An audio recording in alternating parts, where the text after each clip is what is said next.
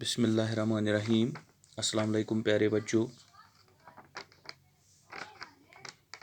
कल से हम पढ़ते आ रहे हैं फंडामेंटल राइट्स। मैंने आपको पहले ही बताया कि 6 फंडामेंटल राइट्स हैं। Part 3 of Indian constitution article 12 to 35 से हमें फंडामेंटल राइट्स यानी कि आर्टिकल 12 to 35 से इंडियन कॉन्स्टिट्यूशन के ज़रिए हमें फंडामेंटल राइट्स मिले हैं। वो 6 फंडामेंटल राइट्स हैं: right to equality, right to freedom, right against exploitation, right to freedom of religion, cultural and educational right, right to constitutional remedies। इसमें हमने ब्रीफली डिस्कस किया है। right to equality पढ़ा है, right to freedom पढ़ा है, right against exploitation, right to freedom of religion, ये 2 right हमने कल पढ़े हैं। अब हम आखिर पर पढ़ेंगे 2 rights: cultural and educational right, right to constitutional remedies. ये 2 राइट्स हैं। देखिए, कल्चरल एंड एजुकेशनल राइट, ये आर्टिकल 29 to 30, 29 एंड 30 तक ये हैं कल्चरल एंड एजुकेशनल राइट। देखिए, cultural rights protect the rights of culture, religious and linguistic minorities by enabling them to conscience their heritage and protecting them against discrimination. Educational rights ensure education for everyone irrespective of their caste, gender and religion. देखिए, जितने भी धर्म के लोग हैं वो आराम से अपने ट्रेडिशन को मान सकते हैं, चाहे वो ट्रेडिशन कितना पुराना क्यों न हो। यानी कि जितने भी हमारे असलाफ करते आए हैं, हम आज भी वो चीज़ें करते हैं। इसमें हमें कोई बैन नहीं है।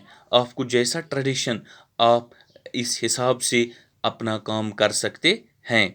ये हैं यानी कि कल्चरल एंड एजुकेशनल राइट, यानी कि यानी कि हमें कल्चर के हिसाब से जो चीज़ें हम करते आए हैं, हम इस हिसाब से आज भी वो चीज़ें कर सकते हैं। हमें इसमें कोई बैन नहीं है। अब एजुकेशनल राइट, ये इसके साथ ही हैं cultural and educational right. Educational right, education for everyone. Education में हम कोई भेदभाव नहीं कर सकते हैं, चाहे किसी भी बड़े से बड़े स्कूल में किसी भी धर्म का बच्चा पढ़ सकता है। इसमें हम ये नहीं कह सकते हैं कि नहीं वो छोटे दर्जे के कास्ट से ताल्लुक़ रखता है, हमें फलानी स्कूल में इसको एडमिशन नहीं देना चाहिए। नहीं जी, ऐसा नहीं है। तालीम हासिल करने का हक हर एक को है, वो चाहे किस मज़हब से ताल्लुक़ रखता हो, या वो फीमेल हो, वो या हम कहते हैं कि वो फीमेल हैं, वो हाई लेवल तक पढ़ाई नहीं कर सकती हैं। ऐसा कुछ नहीं है। तालीम हासिल करने का हक हर एक को है, वो चाहे किस कास्ट से ताल्लुक़ रखता हो, किस धर्म से ताल्लुक़ रखता हो। इसमें हमें जेंडर के हिसाब से, जेंडर सेक्शन में हम कोई डिस्क्रिमिनेशन नहीं कर सकते हैं। ये सब कुछ दर्ज हैं आर्टिकल यानी कि कल्चरल एंड एजुकेशनल राइट में, जो आर्टिकल 29 एंड 30 में हैं। अब इसके बाद राइट टू कॉन्स्टिट्यूशनल रेमेडीज़, ये जो हम आखिरी 2 राइट्स हम फंडामेंटल राइट्स के पढ़ रहे हैं।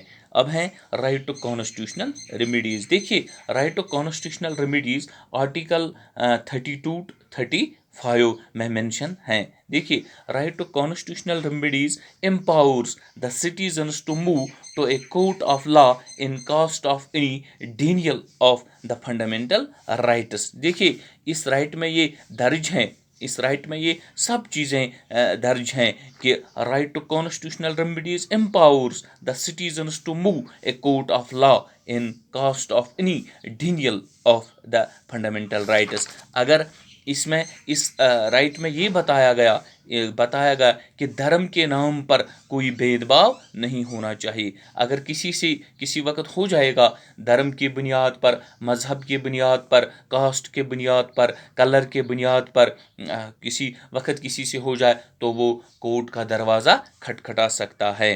कास्ट के नाम पर कोई भेदभाव होगा, रेसिस के नाम पर कोई भेदभाव होगा, यानी कि इसमें ये कहा गया कि जितनी भी رائٹس کانسٹیٹیوشن کے ذریعے دیے گئے ہیں، ہم ان رائٹس سے کسی کو محروم نہیں کر سکتے ہیں۔ اگر کسی وقت کوئی کر سکتا ہے تو سپریم کورٹ میں جانے کا حق بنتا ہے اس فرد کا، کہ اگر کسی جگہ پر، کسی آفس میں، کسی دفتر میں، کسی جگہ پر اس کو تنگ کیا جاتا ہے کاسٹ کے نام پر، دھرم کے نام پر، مذہب کے نام پر، یا کسی اور چیز کے نام پر، تو وہ سپریم کورٹ میں اس کو جانے کا حق بنتا ہے۔ یہ کہا گیا، یہ باتیں جو درج ہیں وہ ہیں رائٹ ٹو کانسٹیٹیوشنل ریمیڈیز، جو آرٹیکل 32 سے 35 تک ہیں، کیا یعنی کہ right to constitutional remedies empowers the citizens to move to a court of law in case of any denial of the fundamental rights,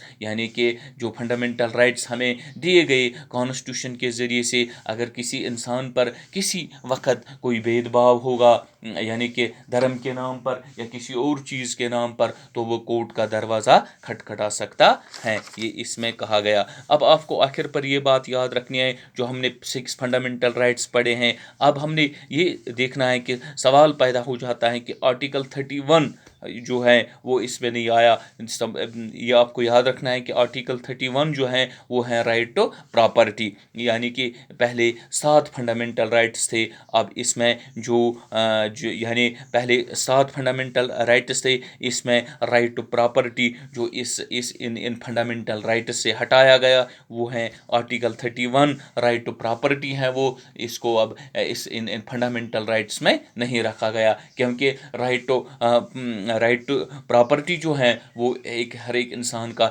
fundamental right نہیں ہے، کیونکہ ایک آدمی اگر آج غریب ہو، کل وہ امیر بھی بن سکتا ہے اپنی محنت کی وجہ سے، اس لیے رائٹ ٹو پراپرٹی کسی کا فنڈامنٹل رائٹ نہیں ہے، اس لیے آرٹیکل 31 جو ہیں وہ ہے right to property, right to property ان رائٹس سے ہٹایا گیا۔ اب آپ کو یہ یاد رکھنا ہے کہ آج صرف 6 فنڈامنٹل رائٹس ہیں جو میں نے آپ کو بتائے۔ آخر پر ہم اور بھی میں آپ کو یاد دلاؤں گا جو فنڈامنٹل رائٹس ہیں، 6 فنڈامنٹل رائٹس ہیں۔ پہلا ہے right to equality, right to freedom, right against exploitation, right to freedom of religion, cultural and educational right to constitutional remedies. اب آپ کو یہ یاد رکھنا ہے، پہلے یہ 7 فنڈامنٹل رائٹس تھے، اس میں سے ایک رائٹ کو ہٹایا گیا، اس رائٹ کا نام ہے رائٹ ٹو پراپرٹی، وہ 31 آرٹیکل کے تحت سے اب اس کو ہٹایا گیا، اب یہ فنڈامنٹل رائٹ نہیں ہے۔ اب ہم نے اس کو کمپلیٹ کیا ہے،